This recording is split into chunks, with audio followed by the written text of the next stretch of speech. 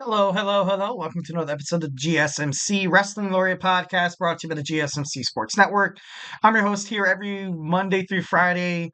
Eric Rodriguez is talking about the hottest thing in the world, professional wrestling. I hope you guys had a great Tuesday. It is, almost midweek, so we have quite some time to go, but we have awesome wrestling to kind of get us along the way. We got AEW Dynamite tomorrow. Tonight we had NXT. On Thursday, of course, we have Ring of Honor and TNA, and on Friday is WWE SmackDown, which is feel sorry, excuse me. I kind of feel like SmackDown has recently become like growingly like my new like favorite obsession. Right? It's with the bloodline drama and storyline.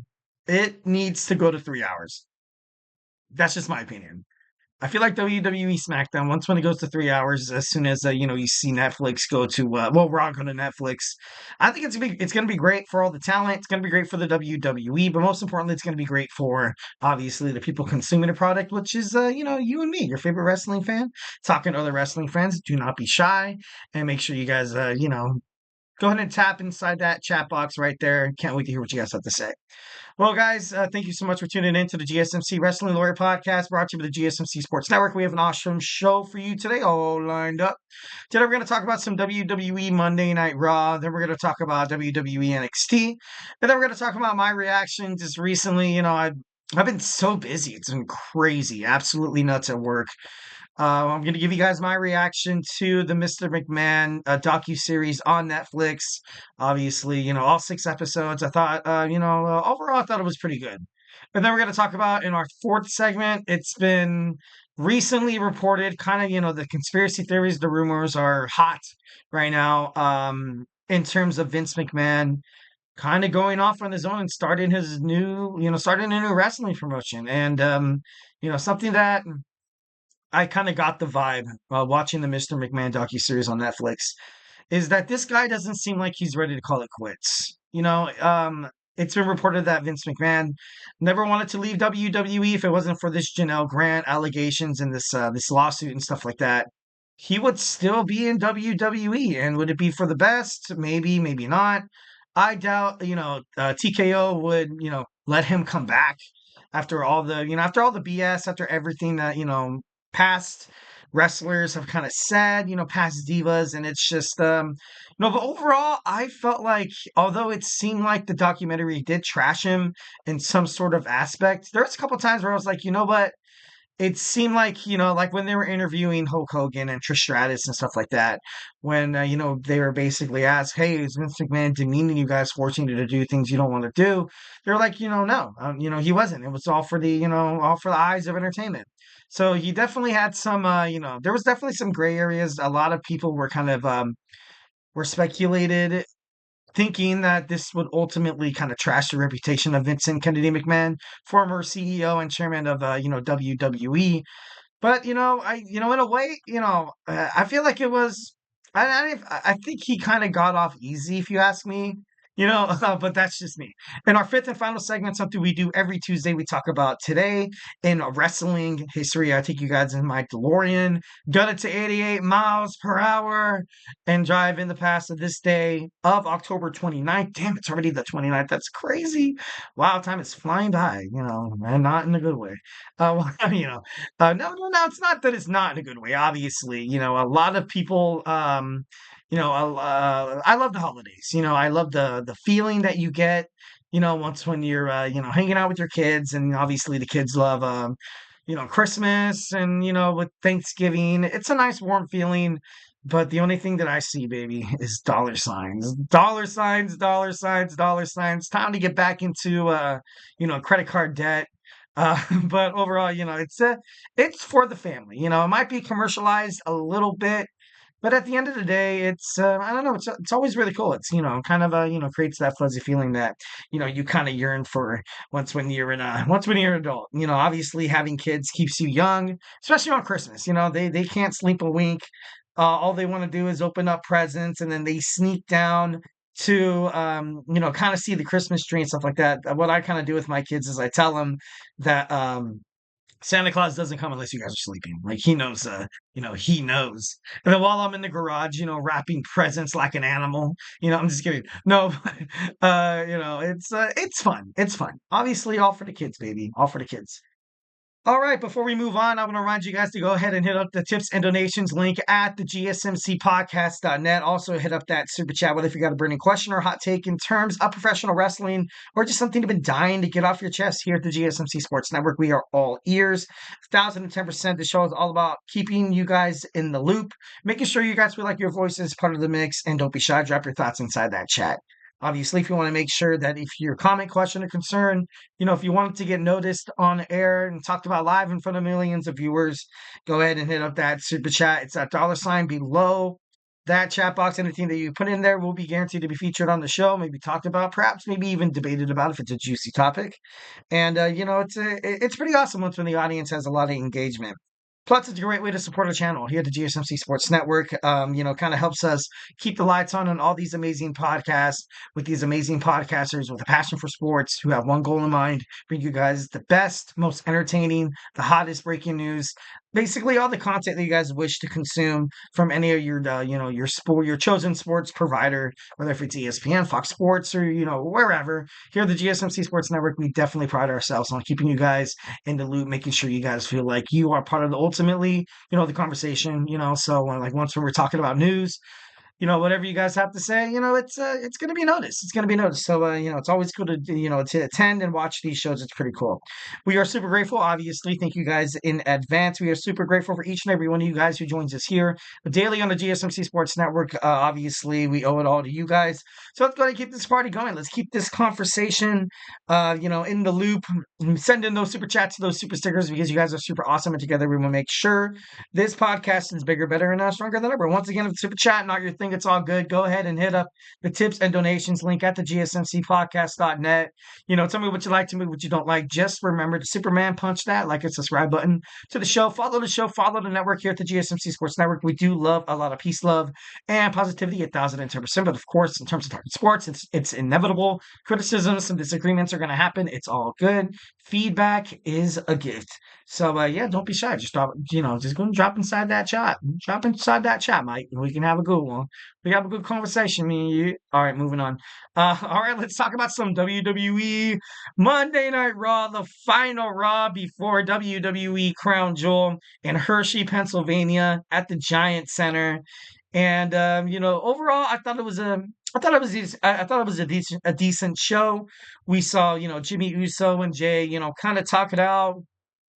I kind of ultimately liked it that Jey Uso was a little, he was skeptical. He was ultimately kind of having this, interaction with his brother. And he told him from the get-go, he's like, look, last time I saw you, we were beating the hell out of each other. You were basically, you were kind of treating me like Roman used to, and it just, really not seeing eye to eye with Roman Reigns just yet. But of course, when you saw SmackDown, come off the air, Jey Uso was proud that he was able to help the Motor City Machine Guns dethrone Tama Tonga and Tonga Loa of those WWE tag team titles on SmackDown. So kind of like an eye for an eye kind of thing. I definitely love that. You kind of saw them, embrace each other. They're back to normal. Ultimately, I kind of saw, them feuding was not necessarily a way for, Jimmy and Jey to hate each other for the rest of their wrestling careers. I didn't think that at all. I thought it was nice how, it was at the time it was for the storyline. And at the time, Jimmy Uso was a little, he was a little aggressive toward his brother, obviously. But it was just all for the name of the family.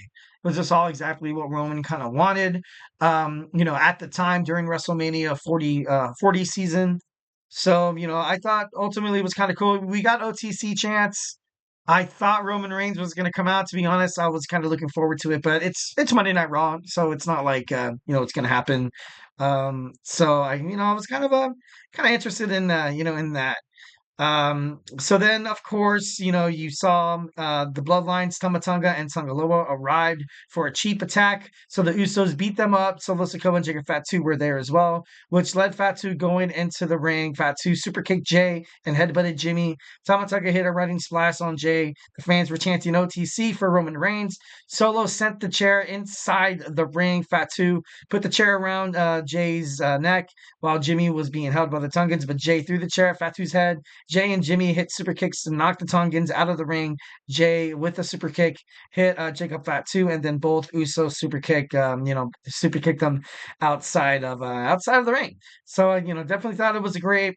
I thought it was pretty cool. It was nice to kind of see these people, Jimmy and Jey ultimately come back together and prove that I don't think they should have ever kind of be broken up as tag team.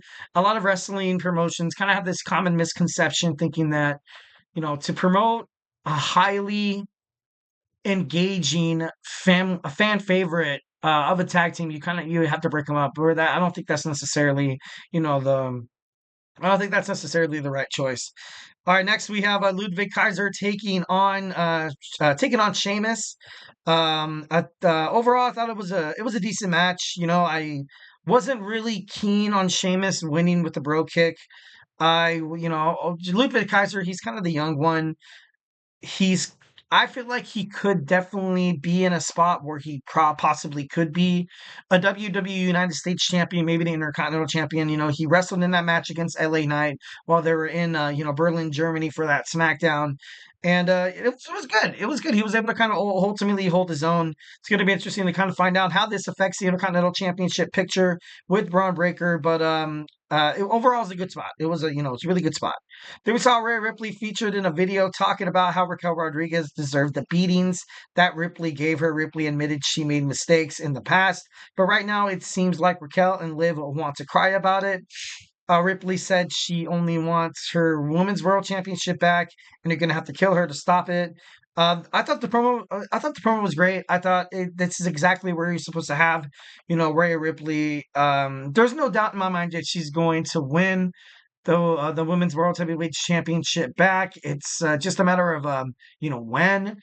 Um, she's the future of women's wrestling. I'm sorry, and and as much as people love Liv Morgan, some people love themselves some Liv Morgan. Obviously, I'm not there just yet, but I can be. I can get there. Like I said before in other podcasts and stuff like that. I like David Liv Morgan. I like her more as a chaser, not a champion. But Rhea Ripley, she's the future, and it's just almost a certainty. That's why I feel like sometimes I'm watching these promos. Sometimes I'm seeing what's happening between Raquel, Liv, Rhea, and I'm like, all right, this is she's gonna win it in the end anyway. So maybe that kind of discourages me to pay too much attention. I'm just kidding. No, ultimately I feel like their promos are, it's pretty good. Although sometimes with Liv Morgan and her laugh, I gotta be honest, it kind of drives me nuts. I'm like, oh my god, like, you know what I mean? I'm just like, I don't know, I don't know. It's just the little wrestling things. All right, next we saw the Usos shown walking in the backstage, and then they saw Sami Zayn. Jey hugged Sami while Jimmy stared at Sami, and which led to Sami saying that he wanted to talk to Jimmy alone. Jey told Jimmy to give them, a minute. Sami wondered if everything was fine now. Jey said he thinks Solo is worse. Zayn said that Reigns is the one that got in Jey's head for years. Kind of basically saying like, hey man, why are you going back to this place where they ultimately they kicked you out, they made an example out of you, and he was the first one out of the family, and then Jey Uso was a little upset, told Sami that he wouldn't understand because he's not family, and and then of course that's kind of how that ended. I'm ultimately against another heel turn for Sami Zayn. I liked him as a heel; he was cool, and then he, and then he was the honorary Oos, and it was great. It was good bookings. I thought it was ultimately well. And now there's speculations that he's going to go to SmackDown to, maybe perhaps join a faction with Kevin Owens. Obviously, they are, best friends. He was the best man at their wedding. It could possibly lead to something like that. It can, imagine a Survivor Series where, Cody Rhodes and Sami Zayn are trying to take down this bloodline that they did them super dirty in the past. And of course, sometimes they might have familiar friends or foes. Like the reason why Kevin Owens turned on Cody Rhodes was because, you don't you don't go back to a place or you don't help out somebody who's done so much bad to you in the past. I know forgiveness is the right thing to do. But in professional wrestling, sometimes holding a grudge is, exactly what happens and creates storylines. So maybe this could happen. Maybe we can see a faction between Kevin Owens and Sami Zayn form. Maybe a couple other superstars, perhaps too. It's possible. But ultimately, I would love to see Sami Zayn back with the original Bloodline. It's just going to be interesting to find out how they tailor made a storyline, kind of bringing that into retrospective. So, I'm all for it. Can't wait to watch the next episode of SmackDown. I feel like I've been talking about it. I feel like the walls are kind of broken down. Raw and SmackDown, NXT, like everything right now is kind of in a mesh, trying to create kind of like a mood heading into this new Netflix, era. But ultimately, it was pretty crazy. Ivy Nile defeated Selena Vega. It was, once again, kind of showing maybe that these people are going to be feuding the LWO, taking on American Made. We heard from Seth Rollins tonight as well, and then of course you saw Bronson Reed come out and do what he does best. But most importantly, it was pretty cool.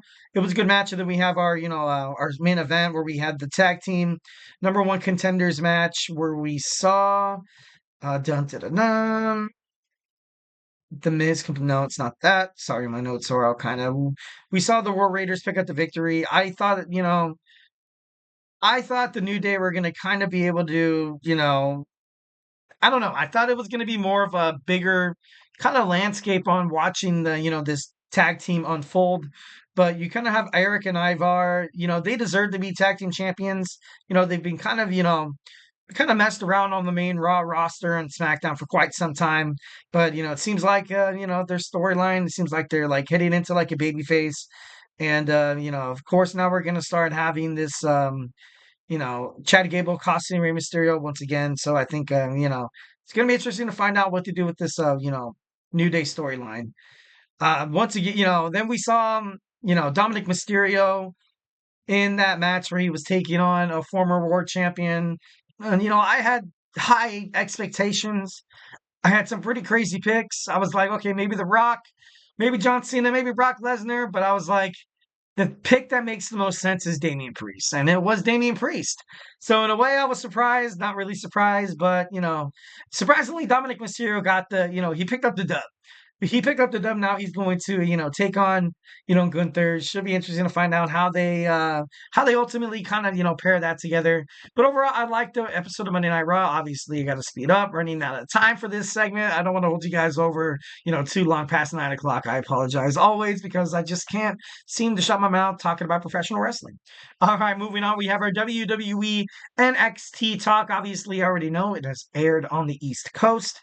But I haven't recorded. I haven't recorded 1,010%. Can't wait to watch it. It's going to be great. A lot of great, great things happening from the fallout of, NXT Halloween Havoc, which was, a success in and itself. So we're going to talk about that when we come back. So, hey, do not go anywhere.